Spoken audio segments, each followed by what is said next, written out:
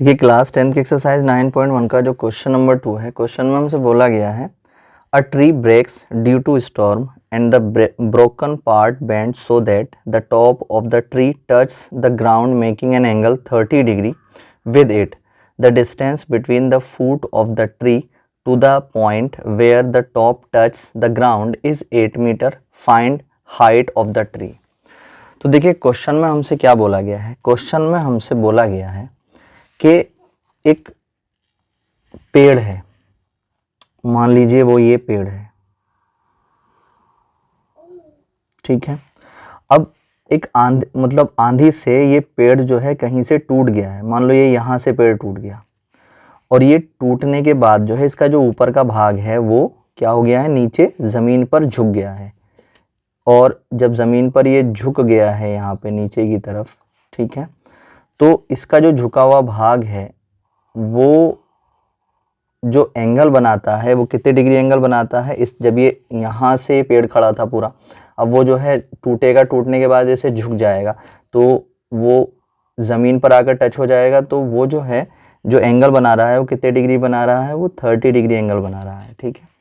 और ये बोला गया है क्वेश्चन के अंदर कि जो उसका झुका हुआ भाग है उसका जो टॉप है, मतलब जो झुकने के बाद जो उसका किनारा है, ये जो पेड़ है, पेड़ के पैरों से, मतलब जहाँ पर पेड़ खड़ा हुआ है वहाँ से ना 8 मीटर की डिस्टेंस पर है। तो ये जो है यहाँ से यहाँ तक की जो डिस्टेंस है वो कितनी है, 8 मीटर है, ठीक है। तो तब इस कंडीशन के बेस पे हमें इस पेड़ की हाइट को फाइंड करना है, ठीक है। तो मैं यहाँ पर इसको नाम दे देता हूँ A और B और C और D। अब एक चीज़ है, देखिए पेड़ की हाइट जो है, यहाँ पर जो ट्री है उसकी हाइट, पेड़ है क्या, मतलब जो ट्री है वो कितना है, उसकी हाइट कितनी है, वो BD है ना। तो हमें जो कैलकुलेट करनी है वो BD कैलकुलेट करनी है, ठीक है। अब BD कैलकुलेट जब हम करेंगे तो उसके लिए हमें क्या करना पड़ेगा, हमें सबसे पहला काम BC को कैलकुलेट करना पड़ेगा। उसके बाद जो ये CD है, CD तो हम ऐसे कैलकुलेट नहीं कर सकते, मगर हमें ये मालूम है कि जितना भाग ऊपर से टूटा था वही तो भाग टूट करके नीचे गिर गया था। तो जितना भाग ये CD है उतना ही क्या है, AC है। अगर मैं क्या कर लेता हूँ, पहले मैं BC कैलकुलेट कर लेता हूँ, उसके बाद मैं AC कैलकुलेट कर लेता हूँ। तो जितना AC होगा उतना ही CD होगा। मगर ये फिगर में आपको ऐसा लग रहा होगा ये तो बहुत छोटा है और ये इतना बड़ा है, ठीक है। तो वो तो रफ फिगर है, वो मेरे द्वारा बनाई गई फिगर है, कोई भी रफ बनाएगा तो वो ऐसी बनेगी। मगर हमें ये मान के चलना है कि जो CD है यही तो जो टूटा था भाग वही तो नीचे झुका था, ठीक है। तो जितनी CD होगी उतना ही क्या होगा, AC होगी। तो यहाँ पर जब हमारे पास AC आ जाएगी तो AC की जितनी लेंथ होगी उतनी CD हो जाएगी, ठीक है। तो फिर जब ये भी आ जाएगी और ये भी आ जाएगी, दोनों को ऐड कर देंगे, हमारा आंसर आ जाएगा, ठीक है। तो देखिए सबसे पहला काम अब हम क्या करेंगे, सबसे पहले हम जो ट्राइंगल में काम करेंगे, ABC में काम करेंगे और ABC में काम करके हम BC को निकालेंगे, ठीक है। तो हम यहाँ पर let the tree is BD, जो ये BD है वही जो है वो पेड़ है, ठीक है। अब हम यहाँ पर क्या करेंगे, सबसे पहले हम बात करेंगे इन ट्राइंगल ABC में, हम काम करेंगे इन ट्राइंगल ABC में, in right angled triangle ABC। अब जब ABC में हम काम करेंगे तो सबसे पहले हमें निकालनी है BC। अब हमें मालूम है कि जिन दो साइड का जिक्र होता है उन दोनों साइड के हिसाब से जो हम ट्रिग्नोमेट्रिक रेशो लेते हैं।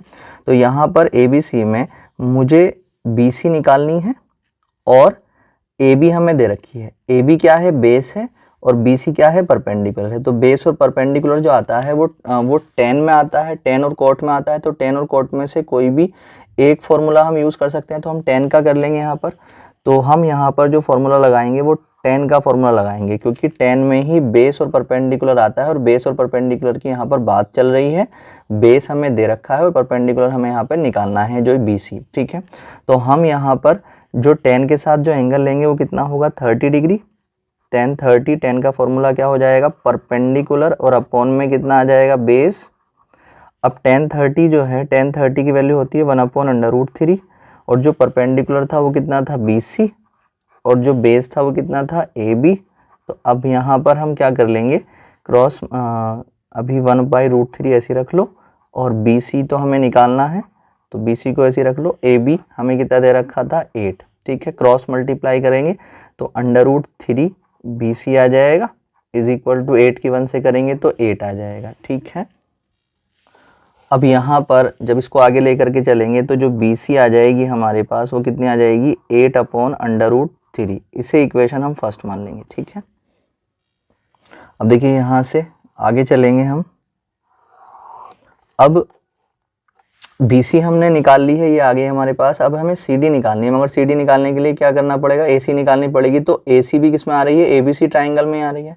तो अब यहाँ पर हमारे पास ये आ चुकी है 8/√3, तो 8/√3 मीटर। अब हम यहाँ पर दो तरीके से जो है AC निकाल सकते हैं। तो पाइथागोरस थ्योरम लगा दें, क्योंकि अब दो साइड हमारे पास है, तीसरी वाली जो है हम निकाल सकते हैं।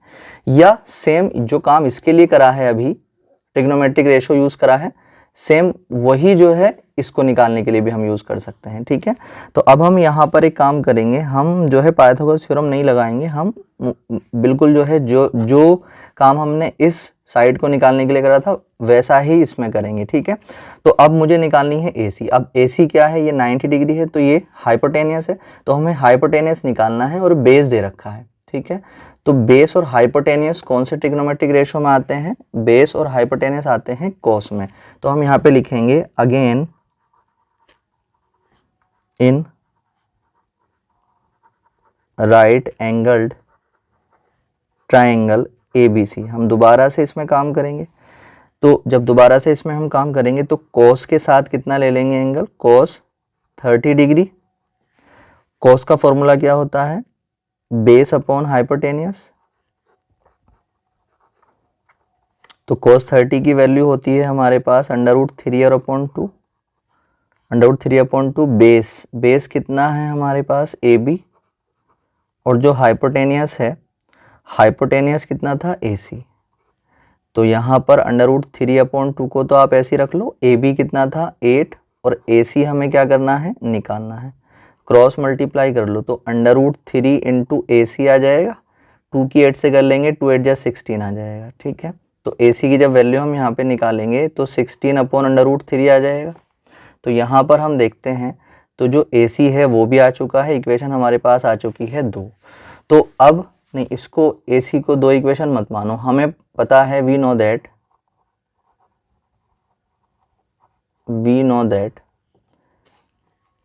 जो CD है वो AC के बराबर है। तो CD is equal to AC, तो इसलिए जो CD आ जाएगा, हमें तो CD चाहिए था, तो CD जो आ जाएगा वो कितना आ जाएगा हमारे पास 16/√3। ये इक्वेशन इतने मीटर, इक्वेशन ये 2 मान लो, ठीक है। तो अब अगर हम यहाँ पर देखते हैं तो हमारे पास दो चीज़ें आ चुकी हैं। हमारे पास जो है BC भी आ चुकी थी। BC कितनी आई थी हमारे पास 8/√3 मीटर, और जो हमारे पास CD आया वो कितना आया 16/√3। जो CD हमारे पास आया वो कितना आया 16/√3, ठीक है। तो अब जो है हमें क्या निकालना है, हमें निकालना है BD। तो अब BD की अगर हम बात करें तो BD क्या हो जाएगा, BC + CD हो जाएगा। तो यहाँ पर BC + CD, ठीक है। तो BC कितना था हमारे पास 8/√3, और प्लस CD कितना था 16/√3। अब हम यहाँ पर एलसीएम लेंगे तो एलसीएम √3 आ जाएगा, क्योंकि दोनों के अपॉन में सेम है। तो ऊपर 8 ऐसे आ जाएगा, प्लस 16 ऐसे आ जाएगा, ये हो जाएंगे 16 और 8 हो जाएंगे 24, और अपॉन में √3। अपॉन में रूट होता है तो उसे ऊपर नीचे उसी से मल्टीप्लाई कर देते हैं। अब ये कितना आ जाएगा 24/√3, और नीचे √3 की √3 से करते हैं तो रूट हट जाता है, 3 आ जाएगा, 3 8 24। तो ये कितना आ गया 8/√3। ये क्या था BD, और BD ही क्या था, जो पेड़ था, पेड़ की जो हाइट थी वो BD ही थी। तो हम यहाँ पे लिख देंगे the height of the tree